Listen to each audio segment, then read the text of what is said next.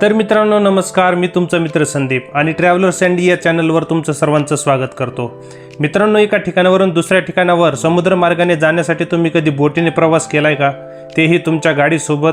तर मित्रांनो, रिसेंटली मी गुजरात ट्रिपवर गेलो होतो आणि मला गुजरातच्या सुरतमधून भावनगर मार्गे दीव, सोमनाथ आणि द्वारका असा प्रवास करायचा होता। सुरत ते भावनगर बाय रोड अंतर मित्रांनो 352 किलोमीटरचं आहे। या प्रवासाला साधारणतः 7 ते 8 तास वेळ लागला असता, परंतु आम्ही हे अंतर अवघ्या 4 तासामध्ये गेलो। त्यासाठी आम्ही बाय रोड न जाता सुरतच्या हजिरा पोर्टवरून भावनगरच्या गोगा पोर्टपर्यंत रोरो फेरीने प्रवास केला। तर मित्रांनो, याच रोरो फेरीविषयी संपूर्ण माहिती, जसे की याची तिकीट किती असते, टायमिंग्स काय आहेत आणि यामध्ये काय काय फॅसिलिटी असतात, तर याविषयी मी माझा अनुभव या व्हिडिओमध्ये तुमच्यासोबत शेअर करणार आहे। तर मित्रांनो, व्हिडिओ शेवटपर्यंत पहा। मित्रांनो, आम्ही सुरतमध्ये मुक्काम केला होता आणि साधारणतः 7 वाजेच्या आसपास आम्ही हजिरा पोर्टकडे निघालो। मित्रांनो, 7:45 पर्यंत आम्ही हजिरा पोर्टला पोहोचलो। तिथे ऑनबोर्डिंगसाठी थोडा वेळ होता, तर त्या ठिकाणी ब्रेकफास्टची सुविधा उपलब्ध असल्यामुळे थोडा ब्रेकफास्ट केला आणि ब्रेकफास्ट करून झाल्यानंतर ऑनबोर्डिंगसाठी गेटवरती गेलो। तर या ठिकाणाहून सकाळी 9 वाजता फेरी निघते। या फेरीमधून जर तुम्हाला प्रवास करायचा असेल तर 8 वाजेपर्यंत तुम्हाला गेटवर पोहोचणे गरजेचे आहे। 8:30ला गेट क्लोज होतात आणि 9 वाजता फेरीचा प्रवास सुरू होतो।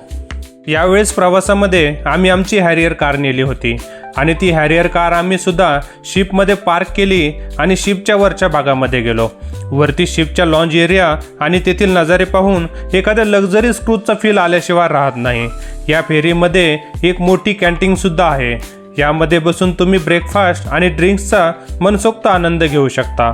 या फेरीमध्ये बिझनेस क्लास, इकॉनॉमी क्लास आणि स्लीपर क्लास असे वेगवेगळे सिटिंग कंपार्टमेंट बनवलेले आहेत। याचे तिकीट रेट्स वेगवेगळे आहेत, ते मी तुम्हाला या व्हिडिओमध्ये पुढे सांगणारच आहे।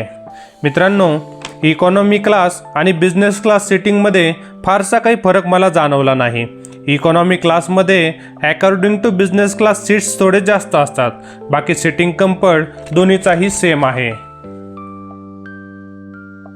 या शिपमध्ये तुम्हाला इकॉनॉमी क्लास आणि बिझनेस क्लास व्यतिरिक्त एक स्लीपर क्लास पाहायला मिळतो। या स्लीपर क्लासमध्ये मित्रांनो सेपरेट इंडिव्हिज्युअल बेड्स पाहायला मिळतात।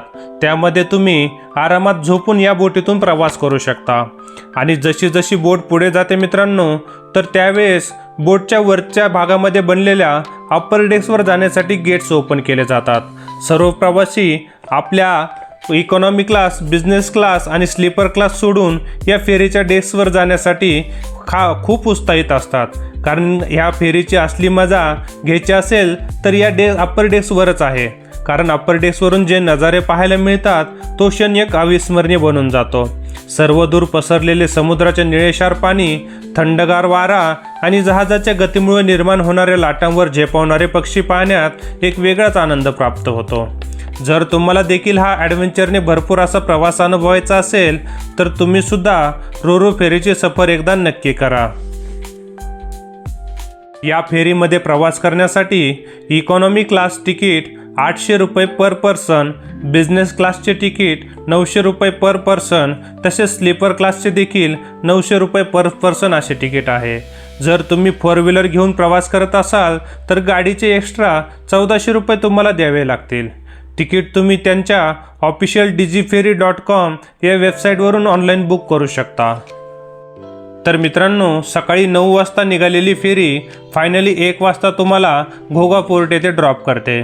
तर मित्रांनो, हा होता माझा हजिरा टू गोगा रोरो फेरीचा एक सुंदर अनुभव। तर व्हिडिओ आवडला असेल तर व्हिडिओला लाईक करा आणि आपल्या मित्रासोबत शेअर करा आणि हो, आत्ताच आपल्या ट्रॅव्हलर्स अँडला सबस्क्राईब करून घ्या। चला तर मित्रांनो, भेटूया आणखी एका अशा नवीन भन्नाट व्हिडिओमध्ये। So keep travelling, happy travelling.